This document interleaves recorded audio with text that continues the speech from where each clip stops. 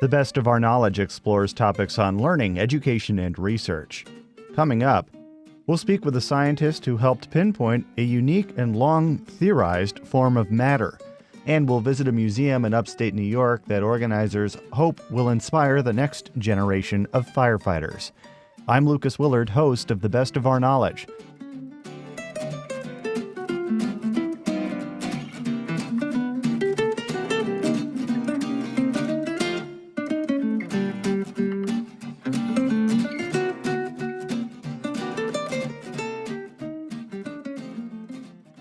This is The Best of Our Knowledge. I'm Lucas Willard.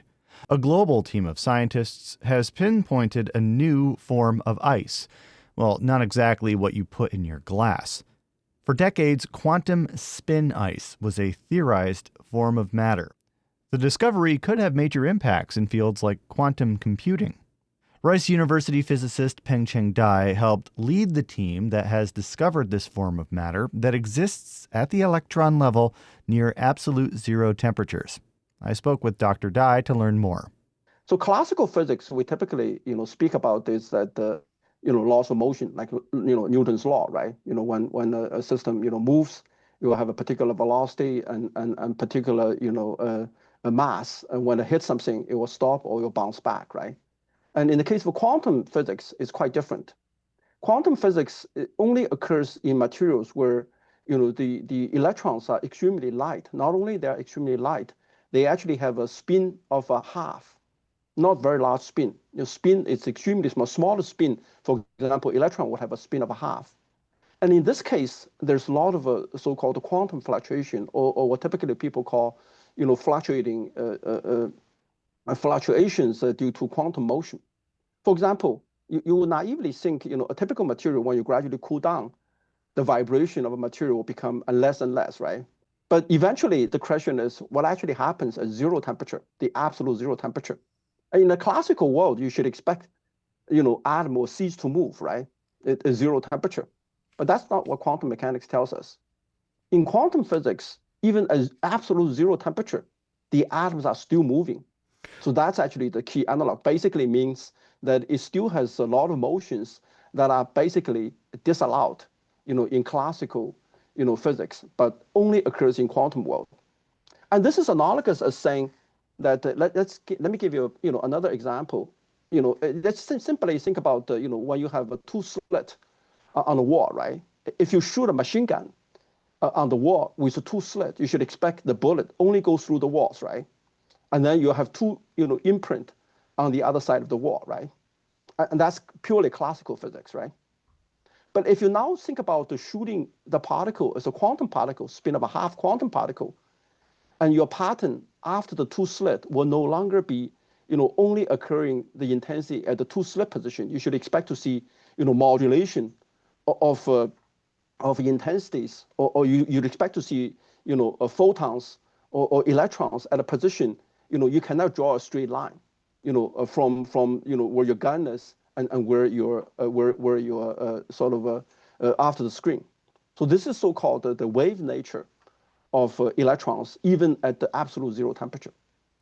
So what you're saying is that in quantum spin ice, in this concept, that even at the coldest temperatures, at absolute zero, at the tiny electron level, there's still the ability for electrons to have wiggle room, to basically be moving. They're not frozen in place. Yes. So yeah. In this case, go ahead. So I'm just curious as to understand, why is this valuable to understanding that even at the coldest temperatures, even at absolute zero, that there is still movement at the tiniest of levels? Yes, this is exceedingly important because, first of all, it doesn't occur in classical physics. And second of all, it's exceedingly important in the sense that, it basically tells that the quantum mechanics is important. And this is particularly also important because of quantum computation. Because quantum computation are different from analog of classical computation. You have basically 1, 0, 0, 1, right? These are the two only possibilities. But in quantum physics, you can have, just like I gave you the earlier example of wave passing through a two slit, you can have so-called ambiguous states. So this was the concept of quantum spin, liquid was, coined like 50 years ago by a giant, Philip Anderson. What he proposed back in 1970, was basically saying that, any material, when you eventually go to low temperature, you either will order in one way or the other. But what Philip Anderson, suggested is that you can have a, a electronic state or spin state of a system in which there are many possibilities to form the spin state, and yet there's no long-range order. What he's basically saying is that you can have potentially a quantum state from which you have many potential possibilities. They're all equal in energy, but then they can interfere, they can correlate, but they do not have do not exhibit static long-range order. And this is particularly important for the quantum computation, because in the case of quantum computation, you can increase the speed of computing by many orders of magnitude. And this is actually one of the hot pursuits in modern in modern physics and in modern technology. So I wanted to talk about your work and your team's work to actually confirm a material that behaves as a quantum spin ice, this special type of material. Yeah, it's called a paracol. So tell me about your team's research and why you went out to actually confirm the presence of this material and how it behaves as a quantum spin ice. Yeah, this is the so-called emergent photon scattering. And like I said earlier, the ice is something we understand, with many sort of degenerate state with, the hydrogen between two, in and two out. And in analog with, water, you have this called, when you put each of the tetrahedral site, for example, in a paracol lattice, we put a spin on the tetrahedral site. And the spin, because a spin is nothing but, north and south pole, right? You can essentially think about it, north-south pole, basically a simple magnet. Just like the stuff you put on your refrigerator, right? You have a north and south pole, and when you put each of the spin, for example, a quantum spin, which has a spin of a half on a lattice that sort of a tetrahedron, meaning has four corners, and that basically means the spins can either go in and go out, completely analogous to hydrogen go in, go out. And in the classical spin ice, and this problem was solved like 20 years ago. And then the classical spin ice will be spin ice in which the moment is exceedingly large. There's no quantum effect. But about 25 years ago, theorists have predicted if quantum effect were to be important, then a key signature, in addition to the regular physics, would be this so-called emerging photon. And this emerging photon, basically, it's a photon is what we know is sort of a light, right? It's called a light. A photon would have a dispersion of linear dispersion. Basically, the speed of light is proportional, with energy is proportional to the speed of light, which has a linear dispersion. But this emerging photon is basically a signal coming from a magnetic signal, basically coming spin fluctuations. And the spin fluctuation in most material would not behave like, sort of with this linear slope. Well, this emergent photon, because it follows a particular theoretical framework, and it's purely derived, coming from a purely quantum effect, and would have this emergent photon, which has a linear dispersion at zero energy.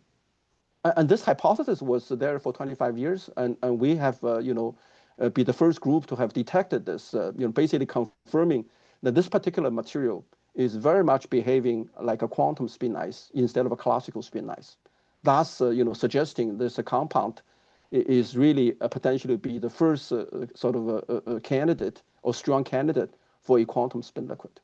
So tell me about this actual compound and what is the name of the compound? And is it difficult to come by? Is it not an easy to find compound, or does it only exist at a very specific? It's a man-made compound. It doesn't exist it's a man-made compound. It's basically it's purely sort of driven up a man-made compound in the sense that it's a serum, it's a rare earth, zirconium is sort of a non-magnetic material, and then oxygen is typically, sort of oxygen, that's what we breathe, right? So this particular compound has a crystal structure, so-called a paracord structure. And this is the same, structure where the classical spin ice have been, discovered. For example, you probably heard a concept called a monopole, right? Well, I have not, but could you explain it to me? Yeah. Monopole basically, when we say we have, a sort of a magnet would have a, north and south pole, right? Yes. Yeah. I mean, if you think about the charge, charge would have a, you have a charge, have an electron that carries a negative charge, right? You have a proton that carries a positive charge, right? And these two things can be completely separated, right? You can have electrons running around in solid, and whereas you can have a positive charge, that were completely, running around as well, right? I mean, in most solid, it's sort of fixed about. But what's actually special about, magnet is that, south and north pole are always connected. Always one side is north and one side is the south pole. So in this case of a classical, in the case of a classical, a spin ice, you can have a situation in which when the spins flip within the solid, it almost behaves like you can have a monopole, meaning the pole only behaves like a north or only behaves like a south. So that's why, the classical spin ice is exceedingly interesting. But then, what we have done is basically to put that into an analog, introducing the quantum effect, and therefore, to prove that this particular material much, more behaving like a quantum version of a spin ice, and that's why it is called quantum spin ice. You're listening to The Best of Our Knowledge. I'm Lucas Willard. If you're just joining us, I'm speaking with Pengcheng Dai. Dr. Dai is a Rice University physicist, and he led a global team of researchers to pinpoint a unique, elusive, and long theorized form of matter called quantum spin ice. The discovery could have significant applications in advanced fields like quantum computing. In analog computing, you only have 1 and 0, right? When the problem becomes complicated, the time it will take to get the results out will be astronomical. We only live, in a finite time, right? Everybody, I mean, 100 years is sort of the limit. And if some computation, would cost like 3,000 years, you're just not going to do it, right? So the potential advances with quantum computing is that you can shorten the time, from 100 years to potentially, minutes, and in terms of getting the same result, and basically using the feature from which the particles in a quantum computer are actually entangled, meaning that they know each other, and yet, they can behave in a much more quantum way, so that you can get, much more rapid, access of, the information. And from, purely sort of an intellectual perspective, just having a material, as Philip Anderson said, more than 50 years ago, that would have a quantum state that, entanglement of a quantum state has no Lagrange order. It's basically a new form of matter that's not known before. Let me give you an example. We all know superconductors are very useful, right? Do you know what is a superconductor? Can you explain it to me? Yeah, superconductor is a material when you cool below a particular temperature, form a new quantum state with no resistance. If you have a superconductor and that can behave at room temperature, then there will be no, heat when you pass current through it. That basically means the power plant, when they transmit a current from the power plant to your home, will not cost, energy at all. It's just like when you try to jump up your car, right? You can see when you jump up your car in winter times, and then the cable will have a huge current, it will warm up, right? And all this warm up energy is lost. And superconductor is in the quantum state in which all the atoms, behave, simultaneously. And then when they transmit electrons in such a fashion, it does not cost any energy. And quantum spin liquid is a quantum state from which, you behave collectively as one thing, yet the entanglement, make it to be a completely new state of matter. And that's why people are so much interested in it. Now, where will your research take you next? Where does this study, what direction does this study point you in of what needs further study? What are you interested in studying further? Yeah, so I mean, Of course, the field of quantum spin liquid has been going on, for, 50 years, right? And, we physicists try to really digest the problem, from all angles. Basically, we're trying to ask the question, are there any other alternative potential interpretations of this phenomena that we see? Except, to see whether, this is really a genuine new state of matter. So this particular, study we did, point to the possibility that this is really a quantum, a spin liquid, a quantum spin ice candidate, or a quantum spin ice. But as this material, as in any other solid material, there's always a little bit disorder. In our case, there's like 3 to 4%, disorder. And the question is whether such a small amount of disorder, can, induces the effect that we see, experimentally. So in the coming months and years, we'll do all kinds of tests, and we can apply an external magnetic field and try to see how this magnetic photon scattering would change as a function of the field. And then theory has a particular prediction, and we'll try to see whether their predictions are correct. And then we'll also try to make samples which are much less disorder and try to really confine to absolute zero temperature. Of course, we can never go to absolute zero temperature. So far, we can go down to like 20, 30 millikelvin, and we can potentially go to 10 millikelvin and try to see, whether, such a state would still exist, and then we can try to disturb it. And by using different ways of perturbing it, we can compare the experiment with theoretical predictions. And from those, we can basically, to really make a complete picture to see whether this material is really long thought quantum spin liquid or quantum spin ice that has been predicted 50 years ago, has never been totally confirmed by any experiments. Is there anything else that you'd like to say about this research or the sponsors that made it possible? Yeah, we would really appreciate the support from Department of Energy and Basic Energy Sciences to sponsor and support this work. And without their support, this work, none of this is actually possible. Well, I thank you so much for taking the time to explain it to me, Yeah. and best of luck in your continued research. Thank you so much again. Yes, thank you very much for interest in our work. Dr. Pengcheng Dai is a Rice University physicist. His team's research on quantum spin ice is published in the journal Nature Physics. This is The Best of Our Knowledge. I'm Lucas Willard.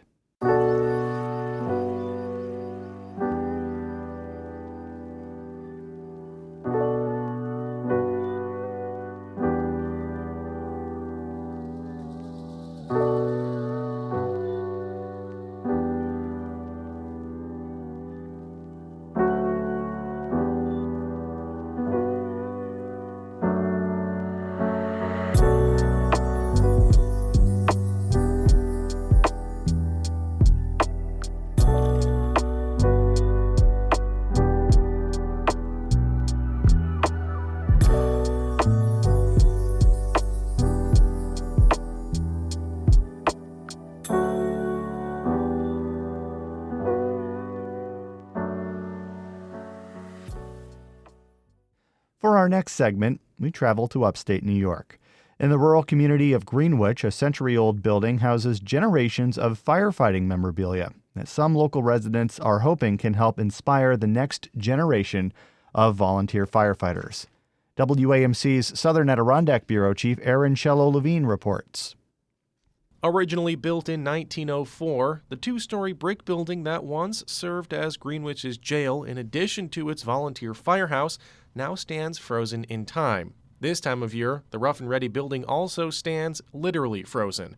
And while the community recently crowdsourced nearly $40,000 to replace the decaying windows in the old firehouse, there's still no central heating, or central anything for that matter. I'm sorry, 3 feet from the kitchen sink is the toilet. I can't prepare my food and get rid of it in the same room. Gary St. Mary has been a volunteer firefighter for nearly 5 decades. His father before him was a firefighter, and now his son is a firefighter. He's among a handful of community members vying to turn the building into a full-blown museum, in part to help inspire young visitors to join the long lineage of volunteer firefighters serving the Washington County Village. It's beautiful. The condition that it was in, it needed some love. We gave it some love. But as far as structural, we haven't done anything to change the structure of the building or layout. It's all the way it was originally. The 2B Museum already has an impressive collection of vintage firefighting equipment, from hand-pulled hose carts to buckets with their bottoms rounded out as an early theft prevention method. Most striking, however, is the intact hand-pumped fire engine. And you got to remember, this unit always went to the water source, whether it was a stream, a pond, the river, whatever. And then the guys on these hose carts would hook up, run to the fire, get the nozzles on the hoses, send a runner back to say, okay, you can start pumping. And then, if they didn't have enough guys yet, what they'd do is they'd pump up, pump down, and step down. So hopefully by the time they got to the other end of this thing, there was a line back here to give you a break. If not, you got right back in line and got pumping again. That's how these guys all had those barrel chests. They didn't have to go to the gym to work out back then. Greg Durisky is president of the Rough and Ready Engine and Hose Company No. 2. The organization working to conserve the building, which was a working fire station until the mid-1900s. Volunteer firefighters currently work out of a station half a mile down the road. The 28-foot-long engine weighs in at 4,700 pounds and was purchased by the Rough and Ready Engine Company in 1899 for $800. Large brakes on each side allowed for up to 60 men to pump it at once. Picture a massive seesaw. And an extension of rope off the front allowed as many people as possible to help pull it.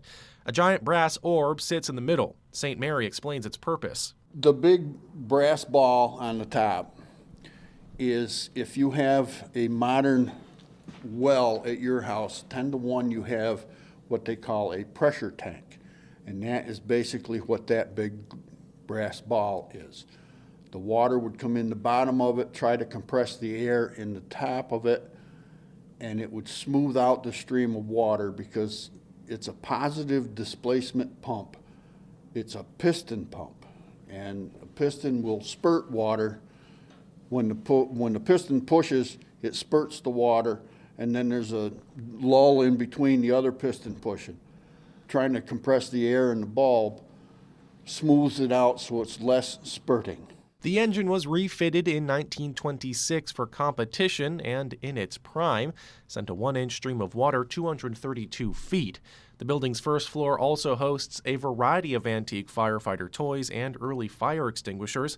Visitors can scan QR codes to be sent to the museum's YouTube page for in-depth explanations. There's also a selection of alarms, including a giant triangle. And if you look closely, you'll see a line of rope running up through the first and second floors to the roof, where, back in the day, it could be pulled to ring a bell. And yes, they kept the bell too.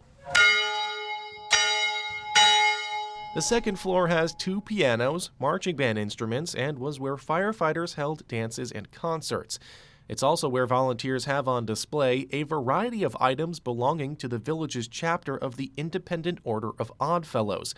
Think a more peculiar Elks, Masons, or Knights of Columbus. Their purpose was to protect the widows and orphans, to bury the dead, to help each other in want, to counsel each other in difficult... There's a vast collection of Oddfellow memorabilia, including a casket with a model skeleton named George that St. Mary and Durisky found under a staircase when they opened up the firehouse in 2020. They were a faith-based organization. The Independent Order of Oddfellows, their insignia was 3 chain links: faith, love, and truth.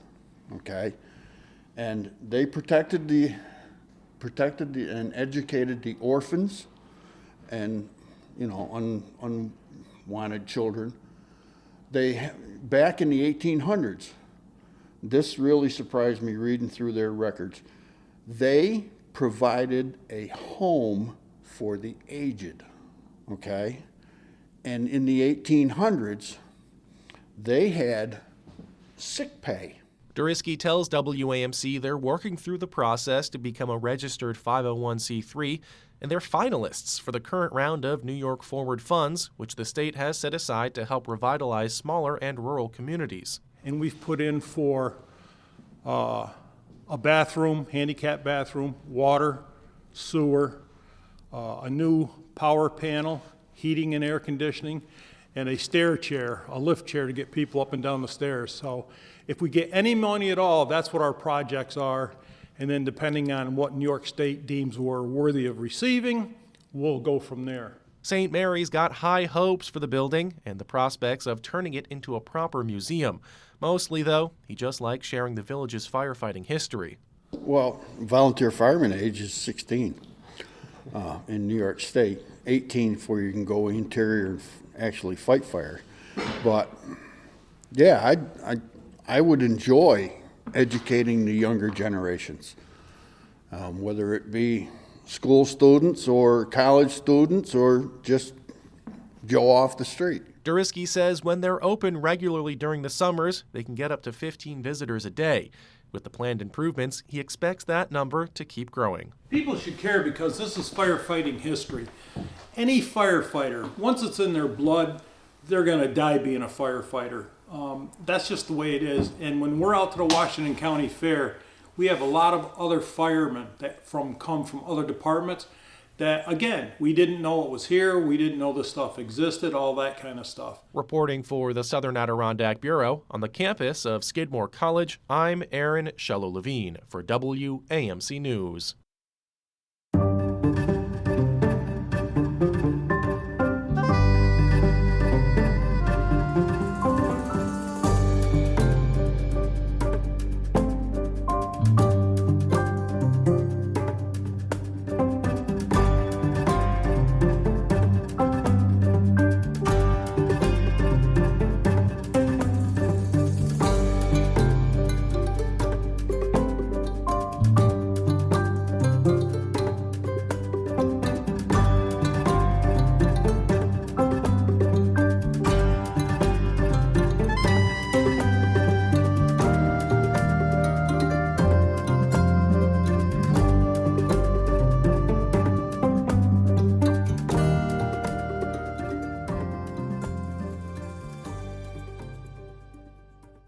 If you'd like to tell the best of our knowledge what you think, send us an email at knowledge@wamc.org.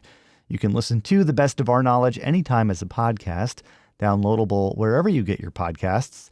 If you want to catch up on past episodes or hear more WAMC National Productions programs on the news, academic study, books, women's issues, the media, and the environment, visit WAMCpodcasts.org.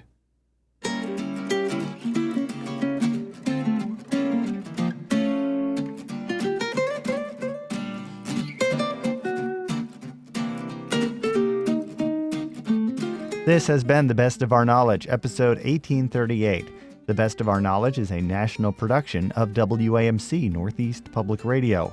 Thanks to associate producer Madeline Reynolds. The latest on all National Productions programs is available via the Airwaves newsletter and our flagship station's website, WAMC.org. Until next time, I'm Lucas Willard.